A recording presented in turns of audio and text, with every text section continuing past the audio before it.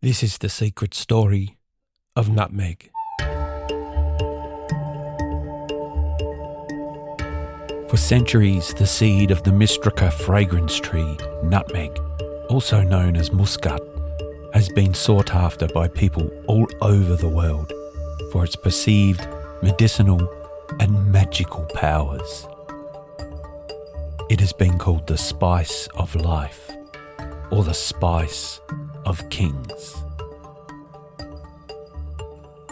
Thought to have cured the plague, have aphrodisiac qualities, and even cure flatulence, nutmeg was considered a symbol of wealth and status over thousands of years, instigating the birth of capitalism, globalism, and violent genocide and war. But why was this spice really so valuable? The answer may surprise you. Nutmeg's qualities and its story could be just what we need to cure our modern-day ailments. We want to explore its incredible history and the mystery that surrounds its real value to society over time. Welcome to the secret story of Nutmeg, the mysteries and histories of a seed that shaped the world.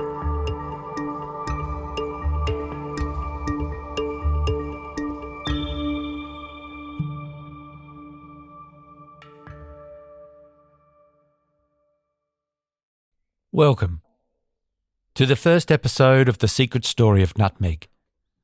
This podcast will unfold to you with the basic premise that true nutmeg contains an oil with strong chemical links to MDMA,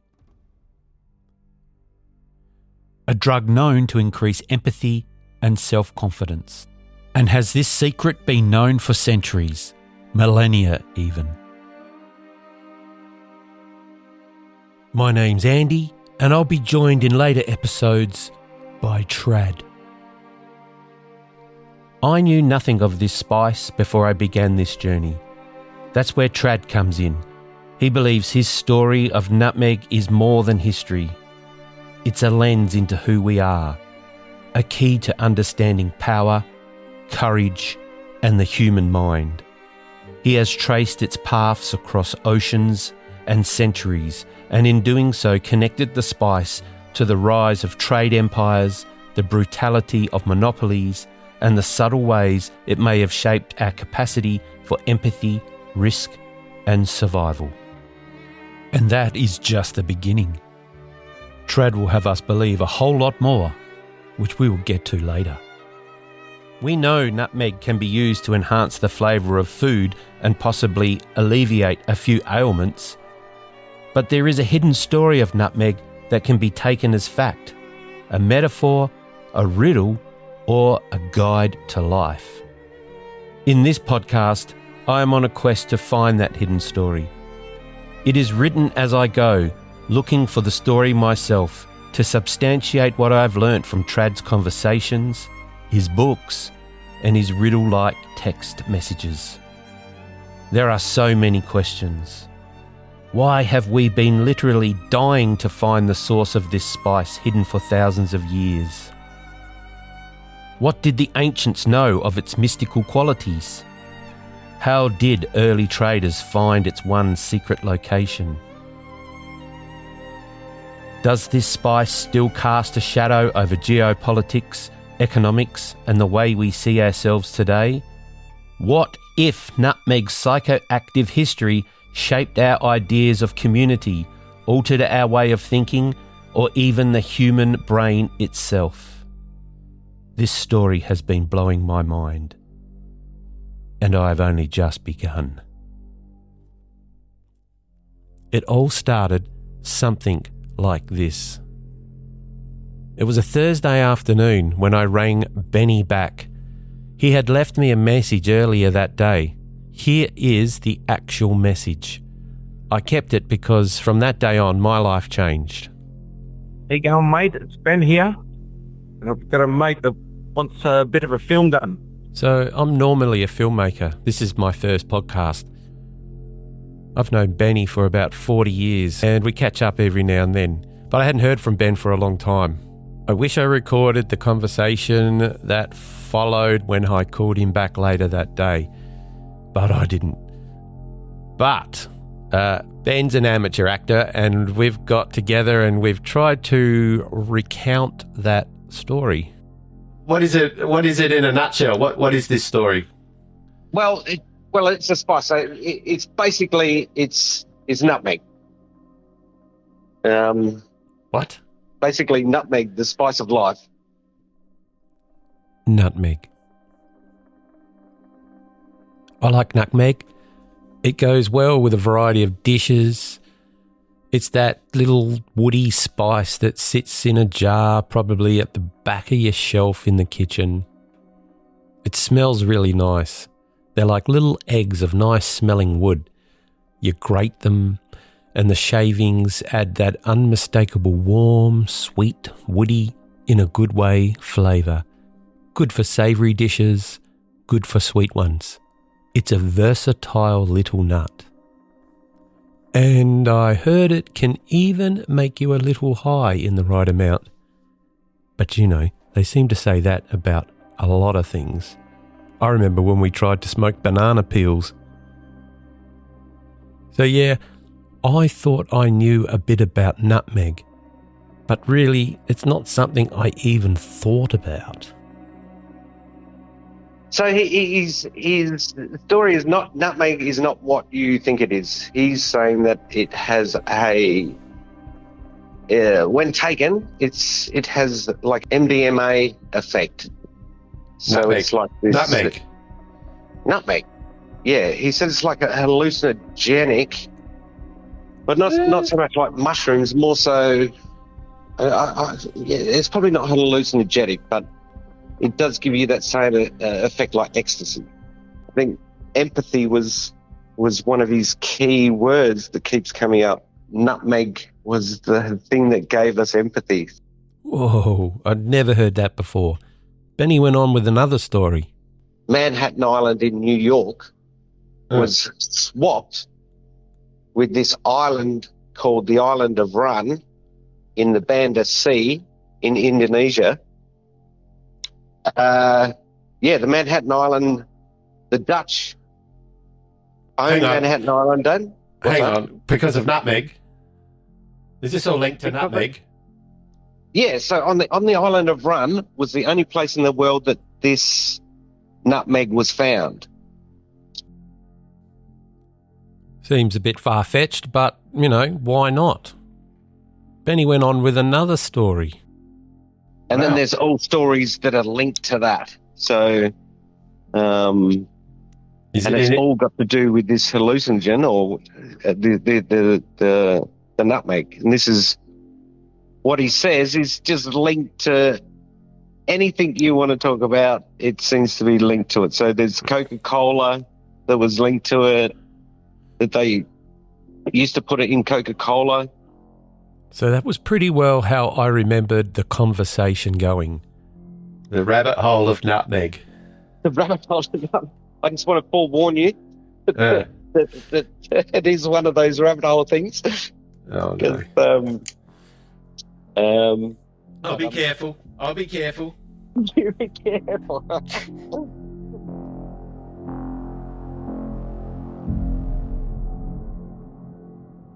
I have to tell Benny that I need to take a look at some things, do a bit of due diligence to really understand what he's talking about.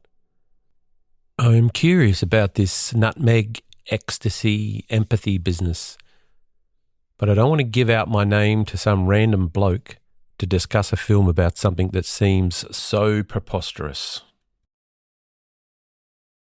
I need to do some research on this myself before I decide to make contact.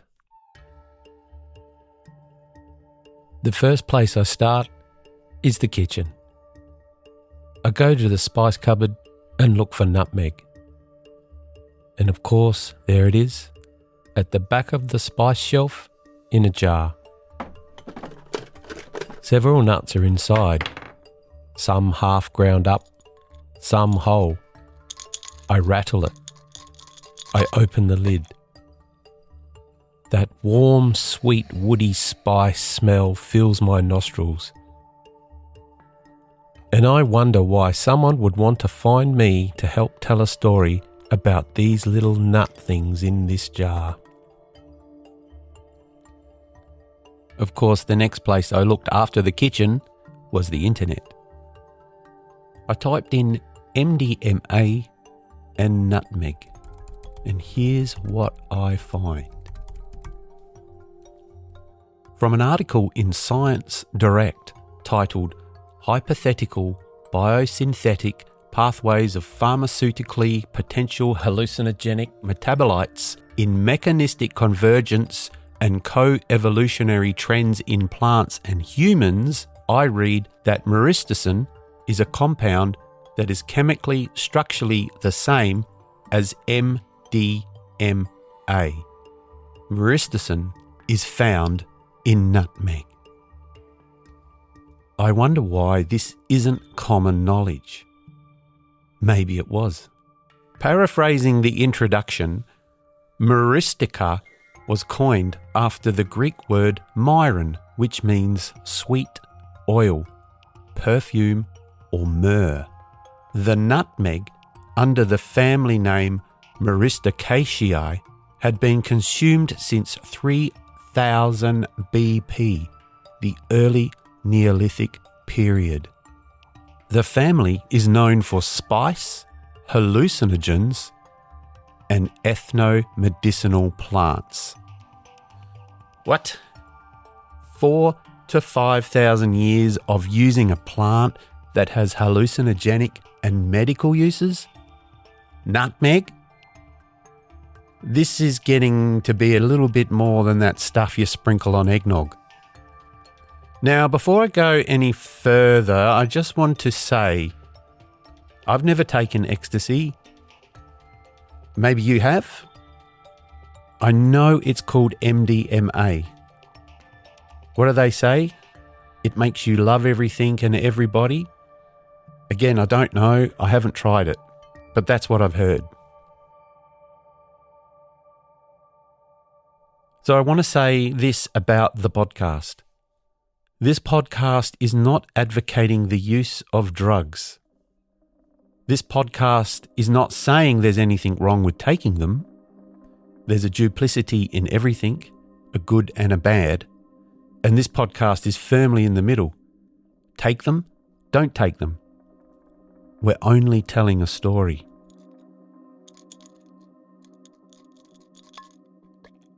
I go on to one of the other things that Benny was talking about, Coca-Cola. I have a look around and it doesn't take long.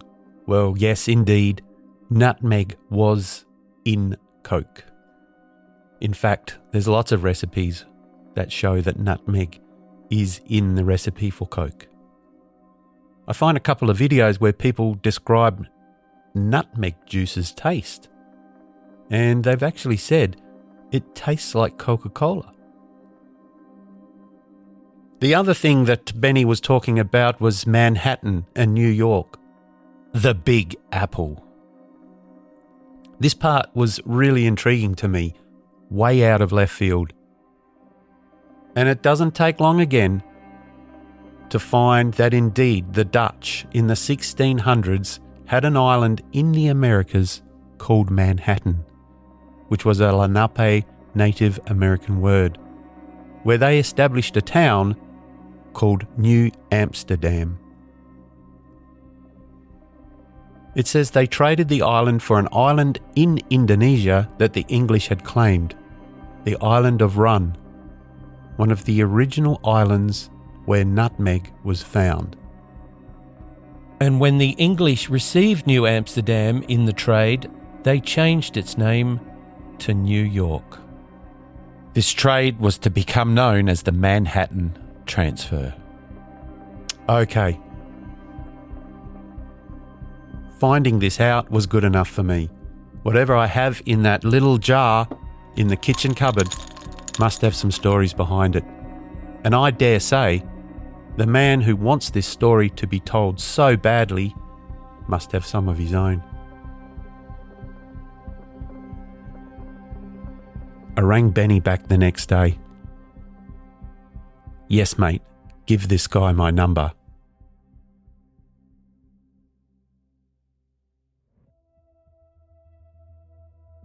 I wasn't sure if or when I would get a call, but I thought I should at least do some more digging around so I could have some more background on the nutmeg story that I might be hearing. My profession is a filmmaker, mostly documentary and documentary style, so the first thing I went for were to see whether there were any documentaries about the spice that were already made. I stumble upon one from 1983. It's English, from the BBC. It's very English. It's called Nutmeg, Nature's Perfect Package, the Spice of Life. It starts with that very English, well, very upper-class English pastime, a fox hunt. The groundsman is making a punch with ginger ale, port wine, and finished off with grated nutmeg. It is 11 o'clock in the morning.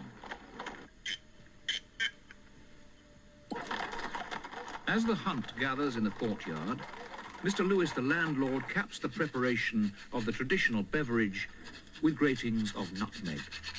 It's oh so la-di-da.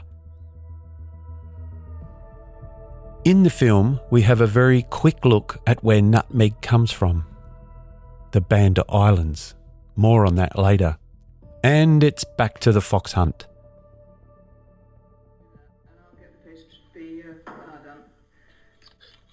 This is the start of a traditional British repast. Now 2 ladies are preparing a beef, kidney and oyster pie with nutmeg for the hunters.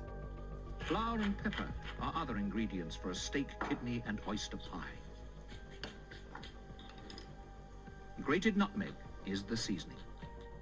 And narrator Edward Woodward then goes to tell us. In 1877, the food journalist Kettner wrote, "There was scarcely a dish in the olden time which was not flavoured with nutmeg. It has been so ridiculed, we have now gone to the other extreme, and it is rarely, if ever, used except for sweet dishes." Gosh, this is a delicious pie. Everyone looks so toffee. I'm wondering why they've chosen this type of atmosphere to show nutmeg in all its glory. He then even goes on to say about how nutmeg can cause miscarriages.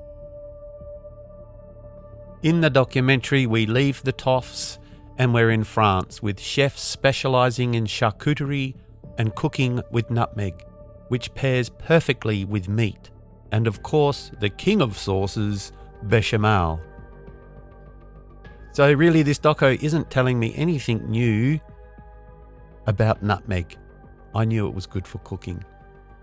But now we are in Sotheby's auction house with the toffs again, and a nutmeg grater is selling for over £600. £620. Latest bid, selling.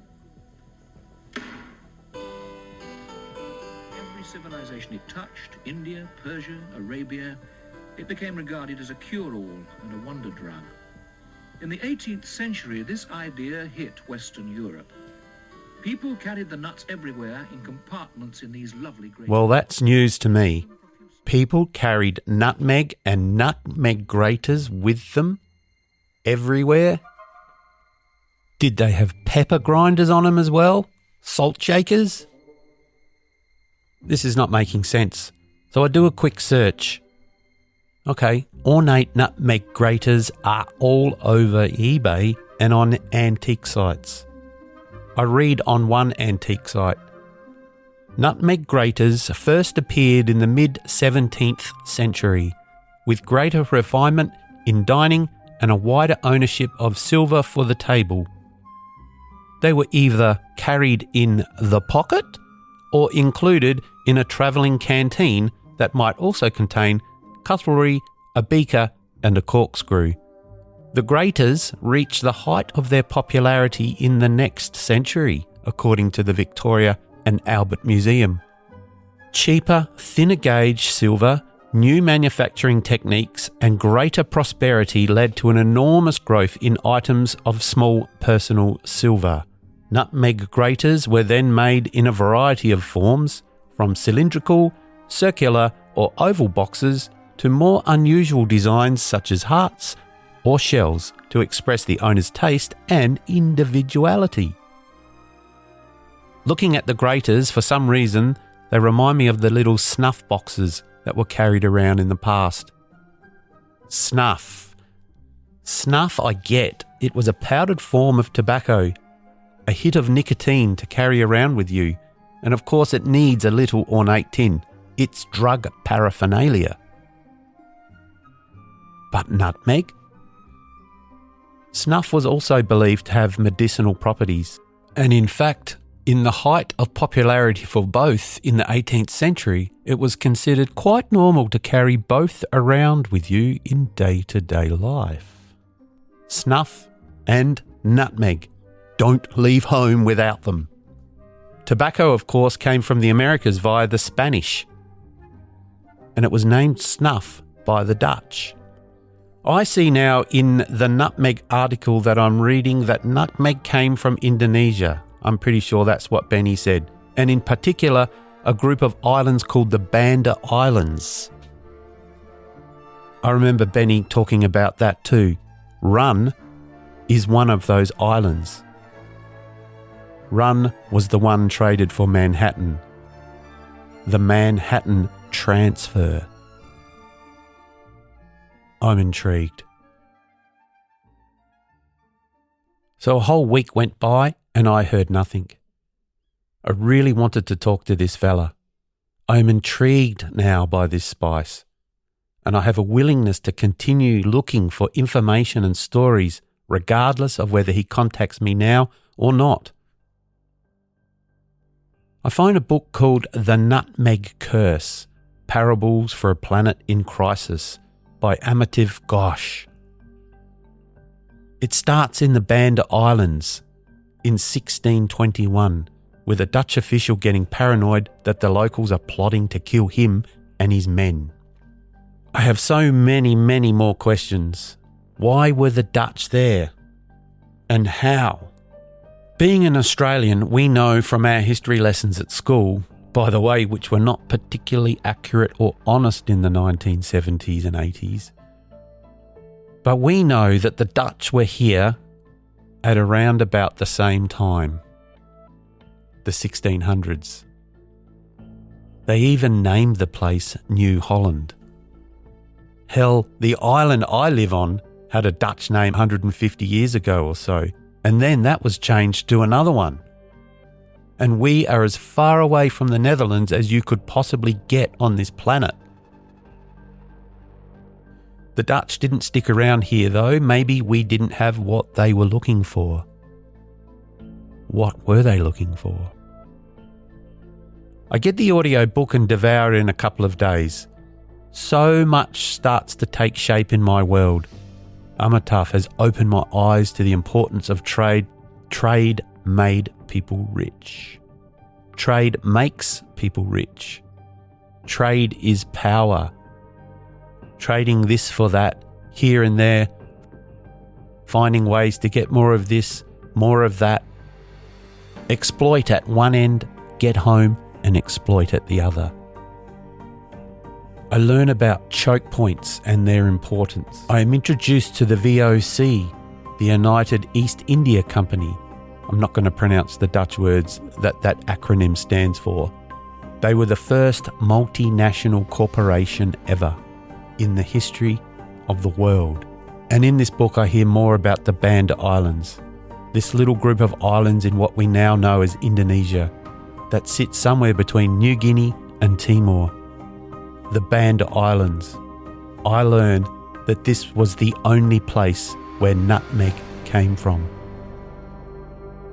This was the only place where nutmeg grew.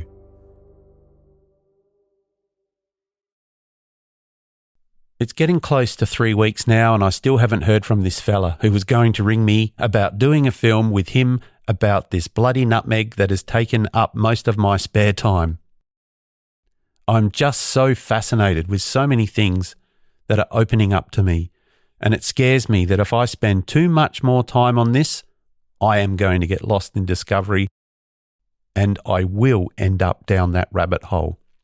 It has happened to me before. Patterns emerge and reality begins to melt into myth, myth into metaphor, metaphor back to reality. I have no problems with myths or metaphors. I love stories, and they love both. I know without them, what do we really have? Stories shape who we are. They are our framing for life, for good and for bad. But I've followed stories before that have left me broke and questioning my worth. I really don't want to go there again. I'm wondering if the man who is maybe going to call has been there himself. I am now so intrigued. I call Benny and tell him he hasn't rung. Ben says he will. I told him you were looking forward to it. I asked Benny how well he knows this bloke. Is he dangerous? The reason I asked was I had just finished a film where I had been put in a position in the past in the making of that film whereby restraining orders had to be taken out and conditions were not very conducive to feeling safe. Benny went on to say, well, he's known him for 20 years. And then he started to bring up something he said earlier about the whole story and what it had to do with empathy. It's a message that,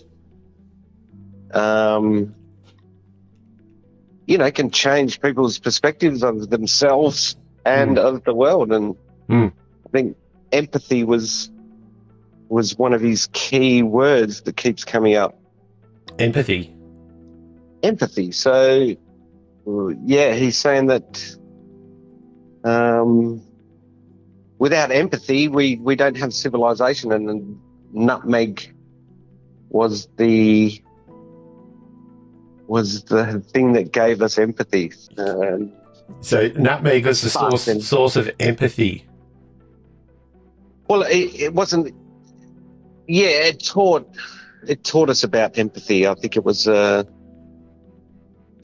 tool that, not so much a tool. It was I suppose it could be a mind tool, but for us to live harmonious, I think. Without empathy, I don't think we could live in such big civilizations. So he was saying they were either taught empathy or we got it from nutmeg. So there's two ways to get it. And in the early days, we were given it through nutmeg, and that's basically where the humans we know of today, or human beings we know today, that's the origins of. It started from there. Anyway, I like that. Okay, so if someone's interested in empathy, perhaps it's going to be all right. Another week goes by and nothing. I start talking to people about nutmeg. I talk to a friend. He is an ex-school principal. He writes. We often talk about writing and stories. And I mention I could be doing something with nutmeg. Nutmeg, he says. He remembers 2 pupils overdosing on nutmeg. He had never heard of such a thing before. But there they were, 2 lads found in school half poisoned, and they were trying to get high on nutmeg. I had just read about the TikTok nutmeg challenge. But my mate tells me this was years before social media. 3 weeks go by. Still nothing. And like many leads that come my way, I figure it's probably just an impulse from the guy and now all forgotten. So I give up. Oh well, I learned a little bit about nutmeg and probably saved a lot of time and money.